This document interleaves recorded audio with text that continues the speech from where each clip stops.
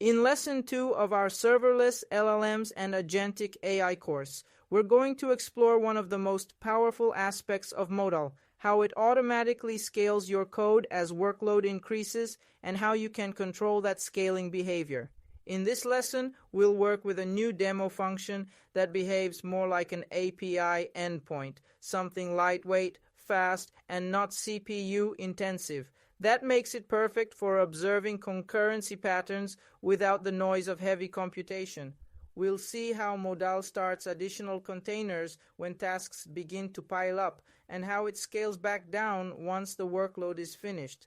Then, we'll experiment with key configuration options like max containers, min containers, and scale down window, and we'll dive into Modal's concurrency tools such as Modal Concurrent, max inputs, and target inputs to compare the difference between running many tasks with and without controlled input concurrency. And of course, we'll use the Modal dashboard to visualize container activity in real time.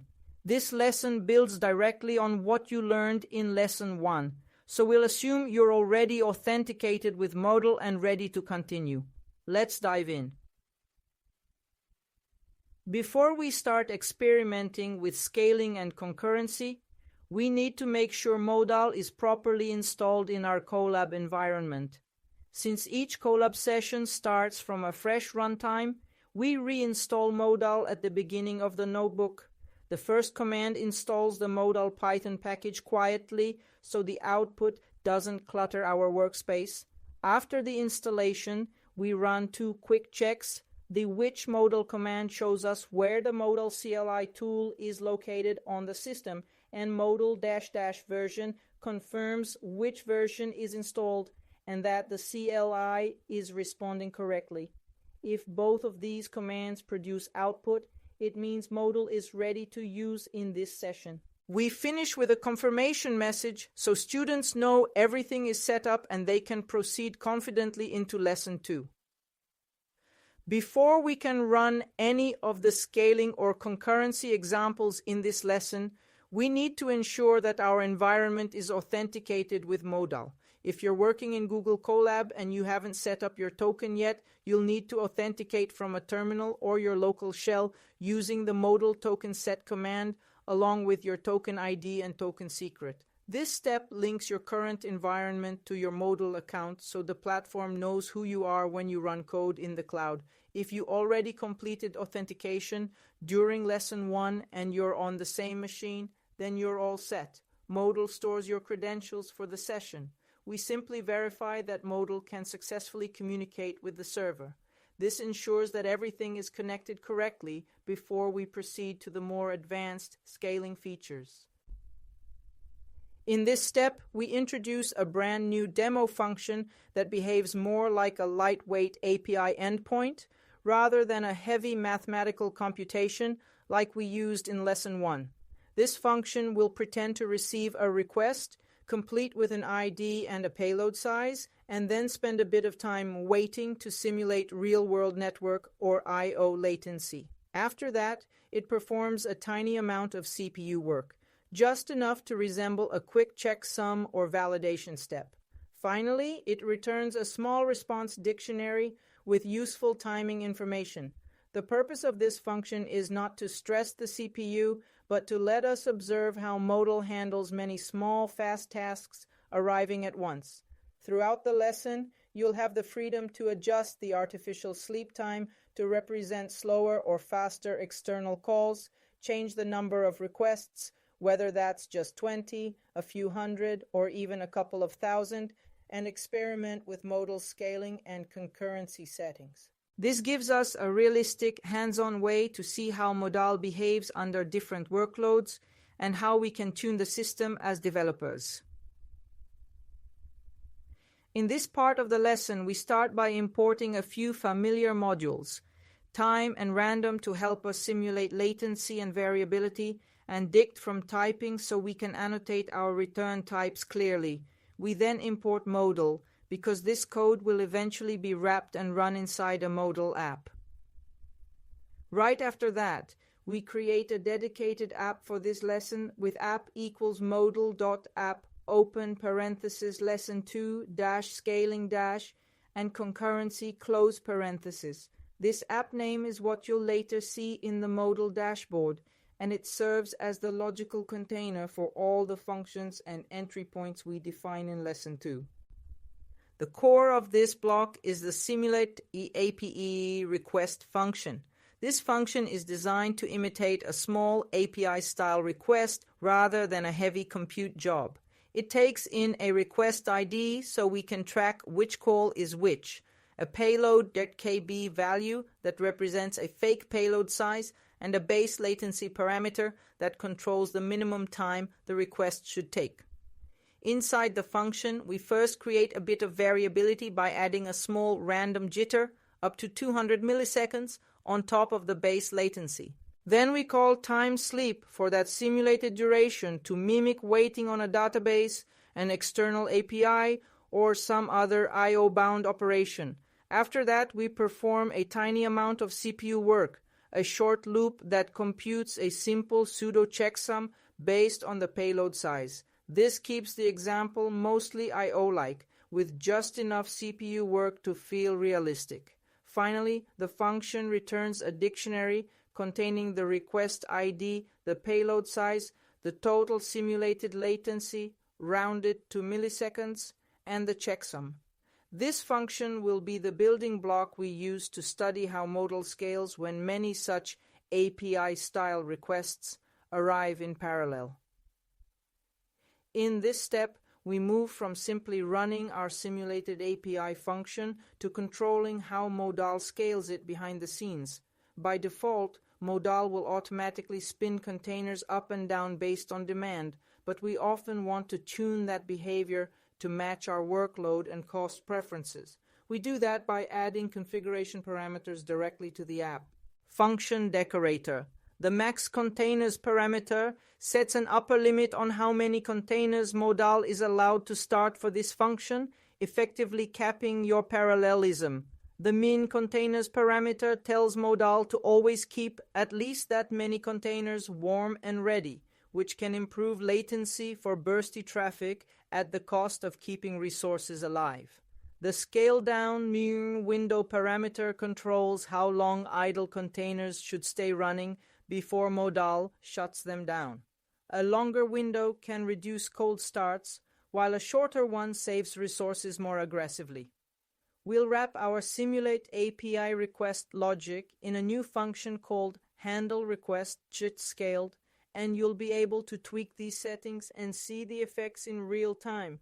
Try combinations like max containers equals 2 versus max containers equals 20, or min containers equals 0 versus min containers equals 5, and compare scale down window equals none to a value like 45 seconds. Each change will affect how many containers appear in the Modal dashboard, how quickly they spin up, and how long they stick around after the traffic has died down.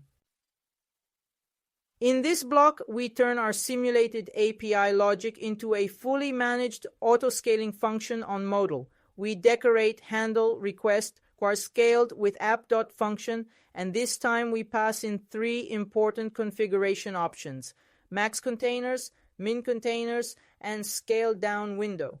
Initially, all of them are set to none, which means let Modal decide.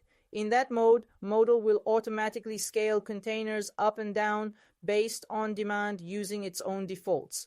But the idea here is that you can come back and plug in your own numbers. For example, max containers equals 5 or min containers equals 2 to see how the behavior changes in the dashboard and in your timings. The function body itself is intentionally simple. Handle request scale just calls simulate API request with the given request ID and payload KB and returns the result. In other words, the business logic hasn't changed at all. The difference is purely where and how it runs. When you call this function through Modal, for example with .remote or .map, each call will be executed inside a Modal container, and the scaling parameters in the decorator will influence how many containers Modal creates, how many it keeps warm, and how long idle containers remain alive This separation of logic and scaling configuration is a key pattern. Your function stays clean and focused, while the decorator controls the infrastructure behavior. In this step, we shift our focus from just scaling the number of containers to scaling the number of requests each container can handle at once. By default, Modal runs one input at a time in each container, which is fine for CPU-heavy workloads. But for I/O-bound tasks, like our simulated API calls that spend a lot of time waiting, it can actually be more efficient to have fewer containers, each handling multiple requests concurrently. That's where Modal.concurrent comes in. By adding this decorator on top of our function, we can tell Modal how many in-flight calls a single container is allowed to process via max.doc inputs, and we can set a softer target level with target.doc inputs, which the autoscaler uses as a guideline. In practice, this lets us say something like, each container can comfortably handle 10 or 20 concurrent requests, so don't spin up unnecessary containers if you don't need to. We'll create a new function called Handle Request Concurrent specifically to explore this behavior. One important detail to remember is that Modal.concurrent must appear below app.function in the decorator stack. So Modal first treats it as a cloud function and then applies the concurrency settings to how it runs inside each container. In this block, we define our second Modal-powered function for this lesson, Handle Request Concurrent. The key idea here is that we're not only running the function in the cloud, but also allowing each container to handle many requests at the same time. We start with the app function decorator, which tells Modal this is a remote function just like before. Directly below it, we add Modal.concurrent, where we specify max.inputs and targeting inputs. The max inputs parameter sets a hard cap on how many in-flight calls a single container can process concurrently. In this example, it's set to 50, but you're encouraged to experiment with smaller or larger values, like 20, 50, 100, or even 200 to see the impact on scaling behavior. The target inputs parameter is a softer goal. It tells the autoscaler roughly how many concurrent requests per container you're aiming for, so Modal can decide when to add or remove containers. Setting target inputs close to max inputs encourages Modal to fully utilize each container before spinning up new ones. The function body itself looks very similar to our previous examples. Handle request true concurrent takes a request true ID and payload KB, then calls simulate true APIO request with a slightly lower base true latency of 0.2 seconds. That means each simulated request is a bit faster, which makes it easier to observe concurrency effects when many inputs are submitted. The important conceptual shift is that, thanks to Modal.concurrent, a single Modal container can now process dozens of these simulated requests in parallel, making this setup ideal for I/O-bound workloads where most of the time is spent waiting on external services rather than burning CPU. When you later run this function over many inputs using .map, you'll be able to see in the Modal dashboard how fewer containers can still handle a high volume of traffic, and how changing max inputs and target inputs changes the container behavior. In this part of the lesson, we define the main entry point for lesson 2 using app.local_entry point. This tells Modal that when you run Modal run lesson 2 _scaling.py, the main function is where execution should start. The function takes two parameters, use concurrency, which controls whether we use the pure auto scaling function, handle request scaled, or the input concurrency version, handle request concurrent, and num request, which defines how many simulated API calls we'll send to Modal. The docstring also includes a couple of concrete command line examples, one where we focus only on container scaling by leaving use concurrency as false, and another where we explicitly enable concurrency with --use concurrency true, and bump the number of requests to see more dramatic behavior. Inside main, we import time and random under short aliases so we can use them without conflicting with other names. We start by printing a clear banner so it's obvious in the logs that we're running lesson 2 on scaling and input concurrency. Then, based on the use concurrency flag, we choose which modal function to use. If use concurrency is true, we'll send all requests to handle request concurrent. Otherwise, we'll use handle request scaled. We also print out which function is being used and how many requests will be simulated, so it's easy to correlate what you see in the logs with what you see in the modal dashboard. Next, we build a batch of fake requests. The request IDs are simply 0 through num requests -1, and the payload, the sizes, are random integers between 10 and 80 kilobytes. We zip those together into a list of request ID, payload KB pairs, and print a short message to indicate that we're about to submit everything to Modal. To measure performance, we record the start time, then loop over all the inputs and call fn.remote open parenthesis rec underscore ID comma size, close parenthesis for each one, appending every result to a list. Each remote call sends a separate request to Modal's infrastructure, where it is executed either with basic auto-scaling or with input concurrency enabled, depending on the function we selected earlier.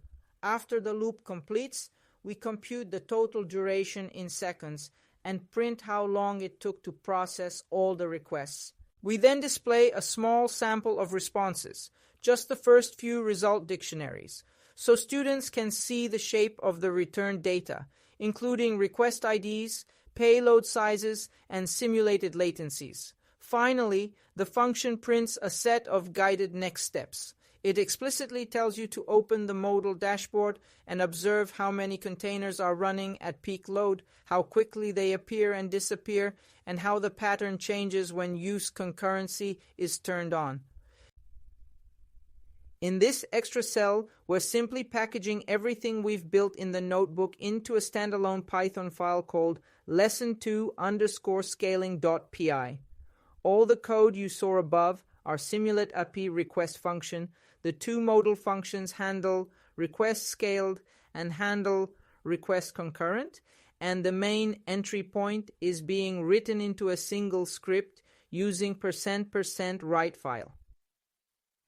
The goal is to give you a clean, reusable file that can be run directly with the Modal CLI without depending on the notebook.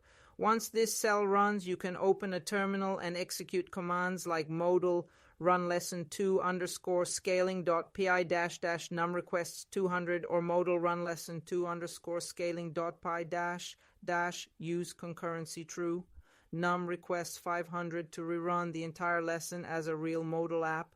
In other words, this cell just exports the lesson code from the notebook into a proper Python module that's ready for local or production-like experimentation. Now let's run our lesson 2 scaling experiment. When we execute the command modal run lesson2_scaling.py num requests 200, Modal first uploads our Python script and creates the functions defined inside it. You'll see messages indicating that Modal is creating the mounts and building the remote functions. Once everything is ready, Modal launches the app and begins processing our 200 simulated API requests. In this run, we're using the handle request for our scaled function, which means we're focusing on container-level autoscaling. Notice that Modal reports one active container, and throughout the entire run, it continues showing messages like running 1 out of 1 containers active. This tells us that Modal was able to handle all 200 requests using only a single container. That's because each request is lightweight and mostly I/O bound, so the autoscaler didn't need to launch additional capacity. After all requests finish, Modal prints a summary showing that 200 requests completed in roughly 113 seconds. You'll also see a few sample responses, each containing a request ID, a payload size, the simulated latency for that request, and a small checksum value. These confirm that each request was processed independently inside the Modal container. At the end of the run, Modal provides a link to your dashboard. This is where you can visually inspect the behavior of the system, how many containers were used, how long they stayed active, and how the workload was distributed. Try adjusting parameters like max containers, min containers, or enabling input concurrency with handle request concurrent to see how the scaling patterns change. This run demonstrates a key principle of serverless scaling. Modal only uses the resources it needs. With light workloads, one container may be enough. With heavier or bursty workloads, Modal will automatically scale out. In the next steps, you'll experiment with concurrency settings to see how dramatically behavior can change. When we run Modal run lesson 2_scaling.py use concurrency, num request 500, the main entry point switches from the auto-scaling function to handle request concurrent, meaning each container can process many requests at the same time instead of just one. Modal uploads the script, initializes the app, and then fires off 500 simulated API requests using .remote. Because concurrency is enabled, Modal doesn't need to create lots of containers. Fewer containers stay busy handling multiple in-flight requests in parallel. This usually makes the run finish faster and with much less container churn.